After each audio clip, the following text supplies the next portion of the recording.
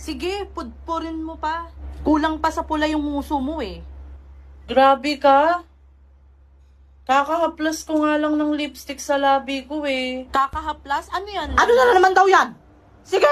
Panay-panay na naman ang Eh pagbabak kasi ngayon ang ninyo magkapatid. damot niya ni Anong Rose madamot? eh. Inuubos mo Parang kasi kala mo lipstick hindi ko eh. gumagamit ng mga gamit ko. Tignan mo Kapag yung ikaw ugali gumamit niyan ng na kahit gamit yung ko. mga nakaraan na, Wala akong... sinusumbat pa Tumigil niya. ka na nga dyan, Doreen. Panay-panay kasi ang pagre-react ninyo. Tignan mo na, babalik ka Lalaki to. din. Anong nagbabaliktad? Sinasabi ko lang naman yung nararamdaman ko.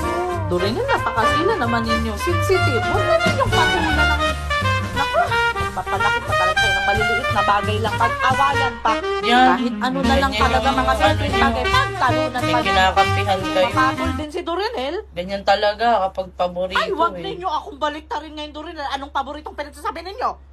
Kahit kung may paborito pa ako, wala na kayo ngayon sa mundo. Huwag nyo talaga akong subukan dalawa ngayon. Pag-untawin ko pa kayo.